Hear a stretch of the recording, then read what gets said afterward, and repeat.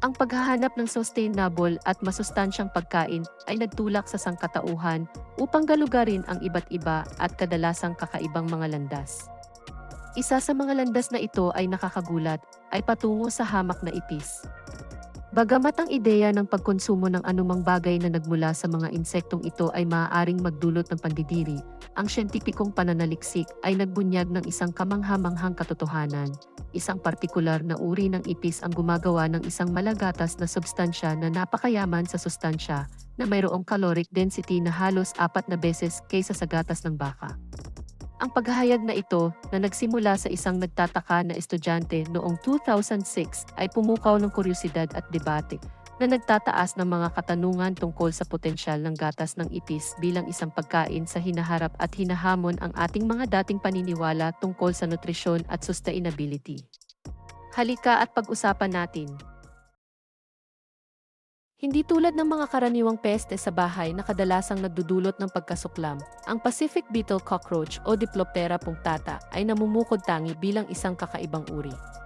Ito lamang ang kilalang uri ng ipis na nagpapakita ng viviparity, ibig sabihin ay nanganganak ito ng buhay na supling sa halip na mangitlog. Upang mapangalagaan ang lumalaking supling nito sa loob ng katawan nito, ang kahanga-hangang ipis na ito ay gumagawa ng isang malagatas na substansya na mayaman sa protina na kadalasang tinutukoy bilang gatas ng ipis. Ang malagatas na substansya na ito ay inilalabas ng mga espesyal na glandula sa brudsa at kinokonsumo ng mga embryo habang lumalaki sila. Ang kwento ng gatas ng ipis ay nagsimula sa isang undergraduate student na si Nathan Cossens sa University of Iowa.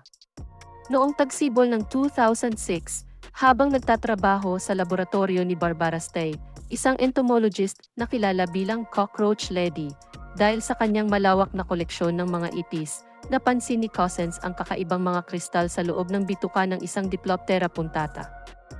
Karaniwang inaakala na ang mga kristal sa bituka ng mga insekto ay urea o mga produktong dumi. Ngunit si Cossens ay may kutob na ang mga kristal na ito ay naiiba. Dinala niya ang mga ito kay Subramanian Ramaswamy, isang profesor sa Department of Biochemistry sa University of Iowa, para sa karagdagang pagsusuri. Ang pag-aaral ni Ramaswamy at ng kanyang team, na inilathala makalipas ang isang dekada, ay nagkumpirma na ang mga kristal na ito ay hindi mga produktong dumi, kundi isang uri ng gatas na mayaman sa nutrisyon. Ang nutritional composition ng gatas ng ipis ay nakabihag sa mga siyentipiko at nutrisyonista. Ipinapakita ng pagsusuri na ang substansya na ito ay puno ng mahahalagang sustansya, kabilang ang mga protina, fats, asukal, at amino acid.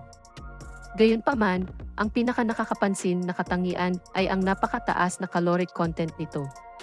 Ipinakita ng mga pag-aaral na ang isang butil ng gatas ng ipis ay naglalaman ng higit sa 3 beses na enerhiya na matatagpuan sa katumbas na dami ng gatas ng kalabaw, na masiksik na sa calories kaysa sa gatas ng baka. Ang kahanga-hangang energy density na ito ay nagmumula sa natatanging istruktura ng gatas na binubuo ng mga kristal na protina na naka-embed sa isang liquid matrix. Ang mga kristal na ito ay mayaman sa mahalagang amino acid na nagbibigay ng kumpletong pinagmumulan ng protina.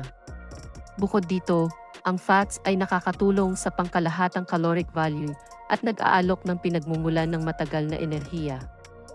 Ang pagkakatukla sa kayamanan ng nutrisyon ng gatas ng ipis ay natural na humantong sa haka-haka tungkol sa potensyal nito bilang isang sustainable na mapagkukunan ng pagkain para sa mga tao. Sa patuloy na lumalaking populasyon ng mundo at pagtaas ng mga alalahanin tungkol sa epekto sa kapaligiran ng tradisyonal na pag-aalaga ng hayop, ang paghahanap ng alternatibong mapagkukunan ng protina ay tumindi. Ang gatas ng ipis, na may mataas na protina at calorie content, ay nagpapakita ng isang nakakahimok na alternatibo. Ang produksyon nito ay maaaring mangailangan ng mas kaunting mga mapagkukunan at makabuo ng mas kaunting greenhouse gas emissions kumpara sa efficient extraction techniques. Gayunpaman, ang mga makabuluhang hamon ay humahadlang sa malawakang pag-a-adapt ng gatas ng ipis bilang isang mapagkukunan ng pagkain.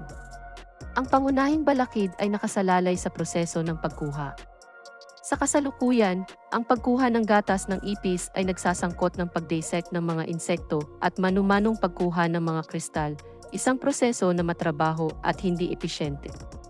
Ang pagpapalaki ng produksyon upang matugunan ang potensyal na demand ay mangangailangan ng pagbuo ng mga makabago at mahusay na pamamaraan ng pagkuha. Bukod dito, ang pagtagumpayan ang mga ito na naugnay sa pagkonsumo ng anumang bagay na nagmula sa mga ipis ay nagdudulot ng isang malaking hamon. Ang pampublikong persepsyon at mga bias sa kultura laban sa mga insekto bilang pagkain ay nagpapakita ng isang makabuluhang hadlang. Ang malawakang edukasyon at mga kampanya sa kamalayan ay kinakailangan upang baguhin ang mga saloobin at itaguyod ang pagtanggap ng gatas ng ipis bilang isang mabubuhay na opsyon sa pagkain. Higit pa sa mga praktikal na hamon, ang mga etikal na pagsasaalang-alang na nakapalibot sa paggamit ng mga ipis para sa produksyon ng pagkain ay nangangailangan ng maingat na pagsusuri. Bagamat ang mga ipis ay madalas na itinuturing na mga peste, gumaganap sila ng mahahalagang papel sa mga ecosystem at nakakatulong sa biodiversity. Ang malawakang pagsasaka ng mga ipis para sa produksyon ng gatas ay maaaring magtaas ng mga alalahanin tungkol sa kapakanan ng hayop at ang potensyal para sa mga epekto sa kapaligiran. Kaya ikaw, kaya mo bang uminom ng gatas ng ipis sa hinaharap? Ikomento sa ibaba at huwag kalimutang i-share ang video na ito para maraming makaalam ng ating natuklasan.